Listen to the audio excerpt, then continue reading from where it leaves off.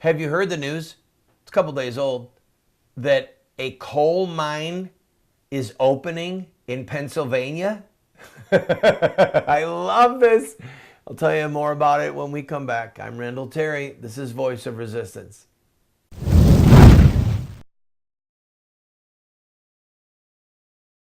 Welcome to the program, friend. By the way, you might have noticed that I did not talk about the Comey testimony. And the reason I have not talked about it is because, well, there's two reasons. One is there's been so much discussion about it on the secular press. And he gave something for everyone. He gave something to everyone. Lynch pressured him. He met with Trump, and did Trump commit obstruction of justice? So you've got this dual universe spinning, looking at everything that he said, trying to dissect everything that he said. And I just thought, you know what? I don't want to deal with it. I'm glad Trump fired him. I'm glad President Trump fired him. I think he needed to be fired. When I listened to him, I was embarrassed. I thought, this guy's a wuss. How did he get to be the head of the FBI? I felt like I was listening to an attorney, somebody who's sort of feminized. It felt creepy to me. It really did. And that's why I want to see America be made great again. Okay? That's what I want. And it's why I voted for President Trump. And he's a flawed man, but he did pick Neil Gorsuch for the Supreme Court. Mitch McConnell, the broken clock, is right twice a day. He did use the nuclear option. There's a lot of rumors that President Trump's going to be able to put another member of the Supreme Court, and he said, I'm going to go right for that list I gave before the election. There is this coal mine opening up, 70 jobs, Somerset County, just outside of Pittsburgh, right? Pennsylvania was coal mining territory. Pennsylvania and West Virginia, a little bit of Ohio. The press story that I read, the press people could not figure out when the last time a new mine was opened, all right? We're talking decades. We're talking lifetimes. Literally lifetimes. And this coal company thought, you know what? We're going to open up this coal mine. 70 employees. We don't know how many millions of dollars it'll cost them to open it up. But see, do you understand what this is, right? This is that company, the board looking at each other saying, look, maybe it'll break even, maybe it'll make money, maybe it'll lose a little bit of money. We need to strike while the iron's hot. We need to say, as a company, we thank President Trump for relaxing the regulations. We're going to start mining coal again, and we're going to dig a new mine. And then they're looking across the border to West Virginia, where tens of thousands of lost jobs and lost secondary jobs have cratered the economy of West Virginia. Thank you, Hillary and President Obama.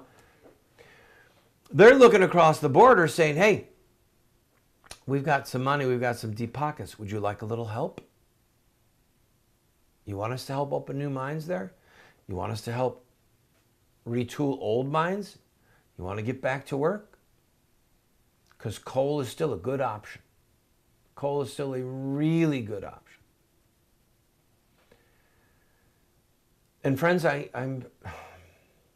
hate the broken record field. I would rather see us mine coal for another 50 years than to get oil from the Saudis. Okay? I'd rather see us slow down in developing clean alternatives and just be free of energy from the Middle East. Because as long as we're getting oil from people with a gun to our head and a knife to our throats, we're financing their terrorist agenda. And that, my friends, is suicide on the installment plan. So I'm thrilled that this company is doing it.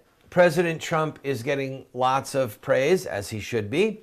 The main fake news is ignoring it because their agenda right now is, will Trump be impeached?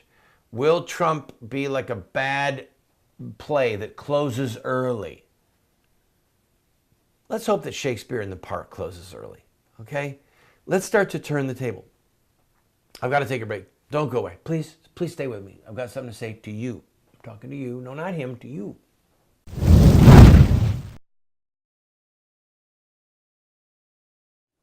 Have Muslim terrorists hijacked the peaceful religion of Islam? Or is there more to the story? The answer lies in the life of one man, Mohammed, the founder of Islam. Muslim terrorists see themselves inside a 1,400-year-old story, a narrative that focuses on specific events in the life of Mohammed. We are going to look at Mohammed's life using their most sacred literature. We will look at Mohammed at the Battle of Badr. We'll see him deal with those who mock him. We'll see the times when he used deception. We'll witness Mohammed's anti-Semitism. And yes, we will discuss Mohammed and his teachings concerning sex, slavery, and jihad. Friend, if you want to understand Islamic terrorism, get this series today.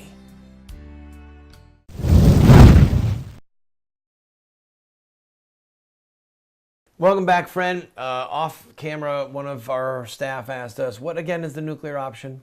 Okay, ready? Turning eyes left to my fancy new camera. Hard on the eyes, I understand.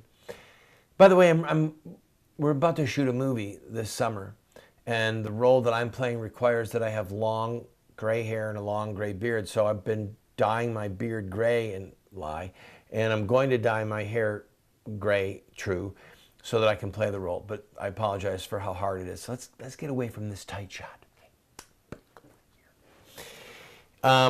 What was I going to talk about?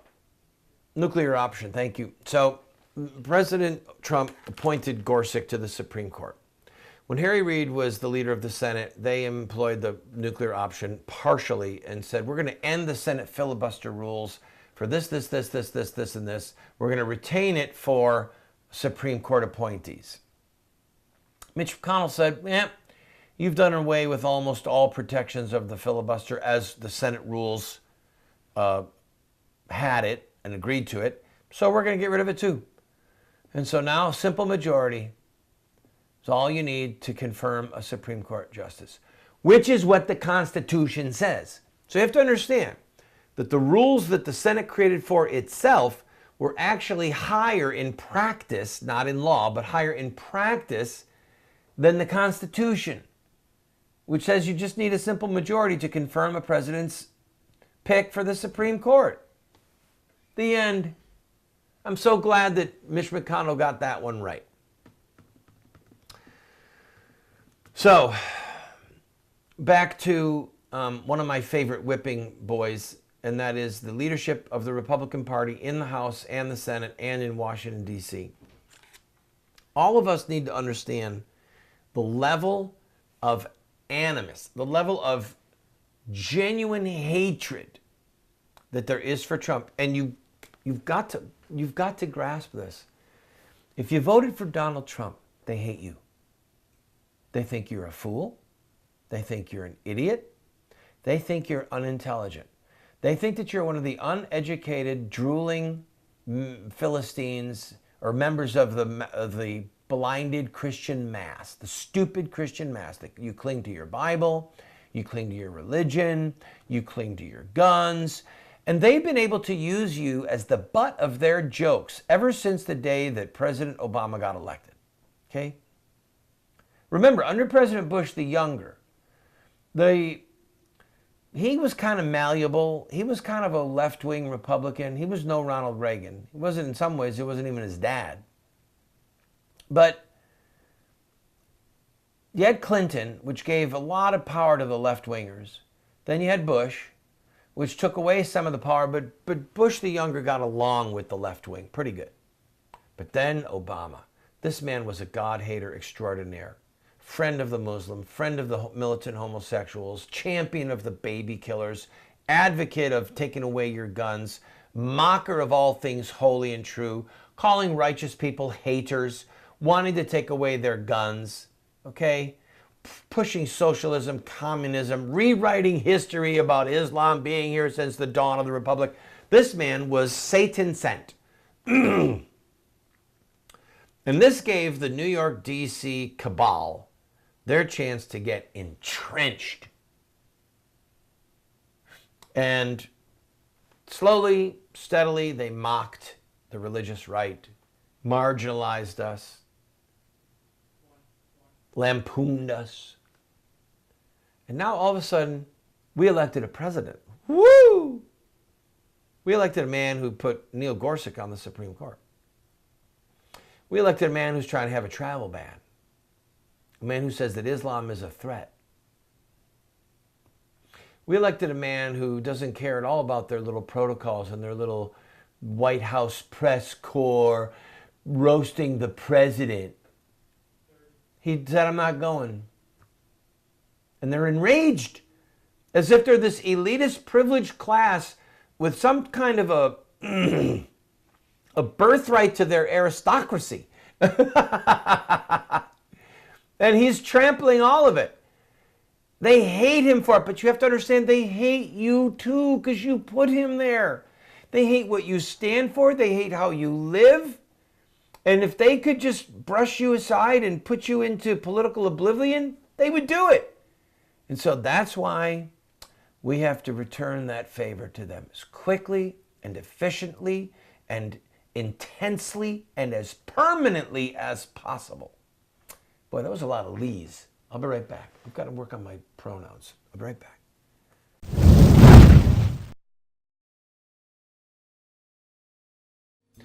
Over the years, I've had the privilege of interviewing some incredible guests, like Dr. Alan Keyes, former ambassador to the United Nations, like Dr. Alveda King, niece of the slain civil rights activist Dr. Martin Luther King, and Judge Roy Moore, two-time head of the Supreme Court in Alabama. These interviews are so powerful, so memorable, and so inspirational. We have decided to make them available to you on 2 DVDs for only a gift of $15. That's it. If you love this ministry, you want to support us, and you want these to show to your family and friends, or just for yourself, to watch at your leisure, get them today.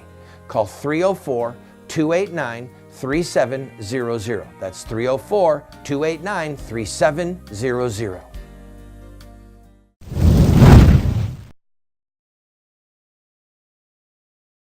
I misspoke before the break.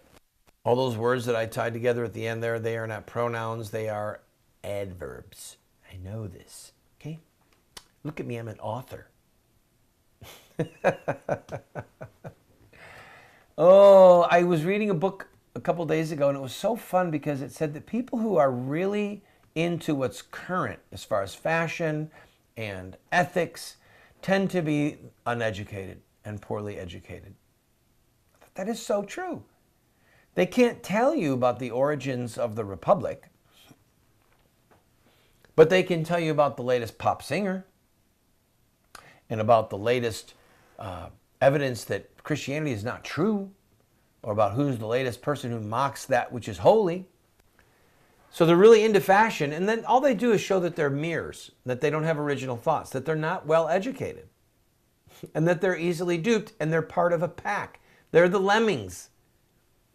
Those, you know, a dead thing, G.K. Chesterton said, a dead thing can go along with the current. It takes something living to swim against it. So I have used today's program to pontificate, to try and instill in you passion, and to give you permission to be obnoxious, belligerent, permission to offend.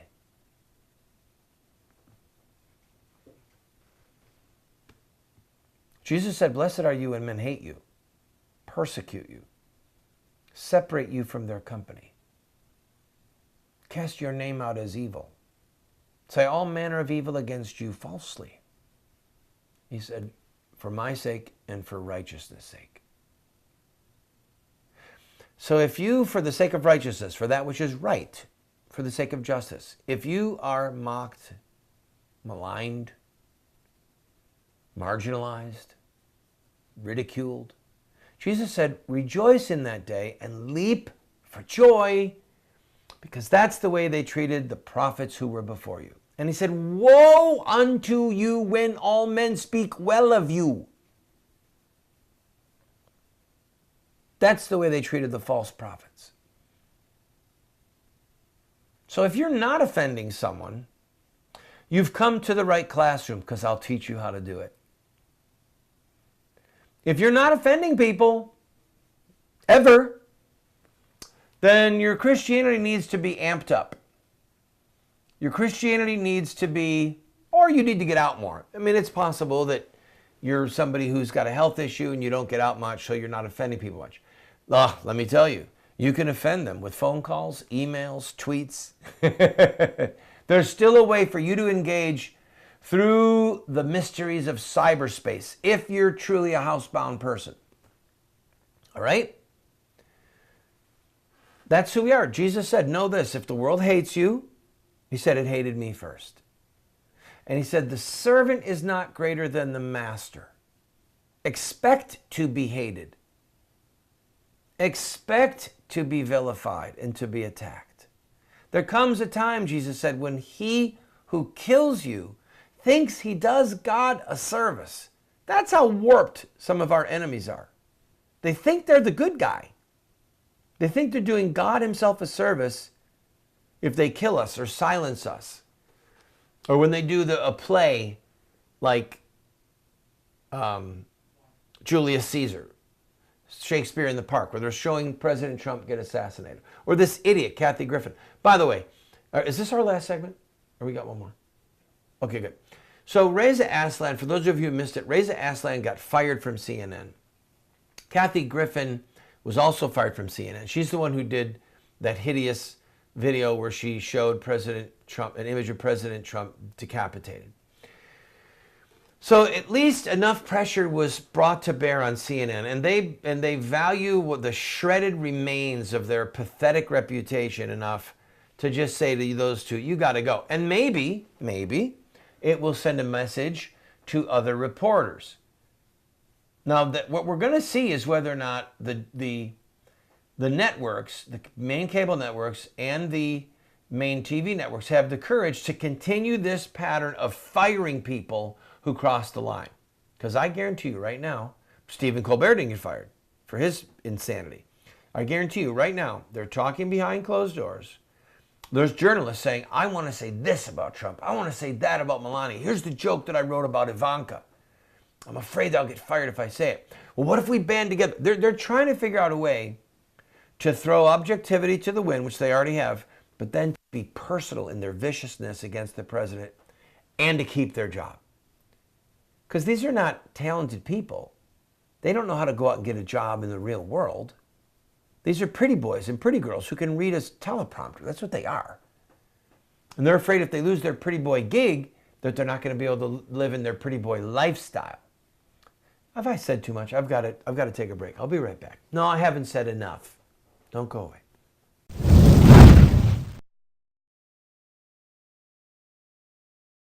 What Would Mohammed Do? Islamic Terrorism Explained is the best movie series documentary ever produced on the life of Muhammad and Islam. How do I know? Because it's what critics are saying. John Moore, radio host and author, said, I learned more from What Would Mohammed Do about Islam and Islamic terrorism than I've learned from everything I ever read and watched in my entire life. Best-selling author Dr. Bill Warner said, What Would Mohammed Do is the best movie series, TV production on the life of Muhammad and Islamic terrorism that has ever been produced. Friends, this is what the experts are saying. No one has ever done what we've done. I encourage you to get 1, 2, 4 copies. Call 304-289-3700. That's 304-289-3700, or order it at the address or the website that you see on the screen. We have a special offer for those of you that can give a $50 gift to Voice of Resistance, the Randall Terry Pack. I will give you all 5 of my books that are still in print and my music CD that we cut in Nashville. And here's what else. I'll autograph all of them for you. And if you want me to say to Tom or to Sue so that you can give it as a gift to someone else or keep it in your library as a part of your collection, I'll personalize each one.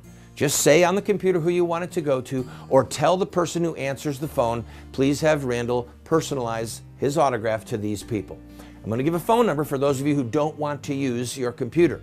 Call 304-289-3700. You can get Dragon Slayers, Accessory to Murder, Why Does a Nice Guy Like Me Keep Getting Thrown in Jail, and other books. Call 304-289-3700. That's 304-289-3700.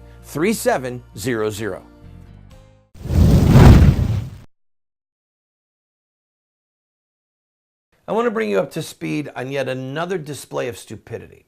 Last week on The View, that's a program with some women who are like this little gaggle of, they're not intelligent. They have a lot of makeup, nice lighting, some of them are pretty, they can talk, they're not intelligent. So President Trump is indicating that he's going to lift the mandate from businesses, that those businesses provide insurance for their employees that provides birth control. Now, for those of you who don't know, I'm going to break your hearts with this breaking news. The pill is an abortifacient. The birth control pill is an abortifacient. Those are highfalutin words, and what they mean is the pill can and does kill babies. Randall, that's not true. It's true. I've dedicated my life to ending child killing. I know, okay? I'm an expert in this field. The way the pill works is it suppresses the ovulation of a woman, okay? She ovulates every 28 days. But the pill sends a false signal to the female brain that the woman is pregnant, because when a woman is pregnant, she doesn't ovulate. So it suppresses ovulation, keeps ovulation from occurring, all right? Then at the end of the 28 days, the woman has her cycle. The pill has a backup. Once in a while, the pill fails, i.e., for example, a woman ovulates. If a woman ovulates and there is an ovum in the fallopian tube and then she has intercourse with a man, she can in fact become pregnant even while she's on the pill. So human being is now in the woman's uterus. It's coming down the fallopian tube and it plants in the uterine wall. That's what human beings do. The pill sends a signal to the brain. Slough off uterine lining. Have menstrual cycle. And so even though there's a new human being implanted in the uterine wall, the woman will have her menses, and the human life, unique human life created in the image of God, unique human life created in the image of God with an immortal soul, swept away in the menses. Woman didn't even know she was pregnant. We don't know how many tens or hundreds of millions of human lives have ended this way, but statistically, it's in the millions. So if you or someone you know is using the birth control pill, you need to have the courage to just look at it, because it is an abortifacient. And you're gambling with having a human life in your uterus, in your womb, or in the womb of someone you love that is swept away. Same with the IUD, intrauterine device. Kills a baby that exists. So President Trump is about to do away with this mandate. And one of these morons, who was it? Joy Behar, she said, quote, "How is this different from the Taliban? I'd like to know. You're an idiot. It's such a stupid question, it doesn't even deserve an answer. You're an idiot. The Taliban, but I'll answer it because you're so dumb, you must have the need for someone to answer it. The Taliban cuts off people's heads. The Taliban cuts off people's heads for saying stuff that you say on your show. You'd have your head cut off by the Taliban. Let's just start with that for how it's different. Oh my heavens. I've got to go. I'm out of time. If you like this program, call that number you see on the screen and order one of our What Will Mohammed Do series, or go to the website that you see and make a contribution. Because we've got to pay the bills to turn the lights on. If we don't keep the lights on, this is what will happen. Is anybody there? Can anybody see me? Mommy!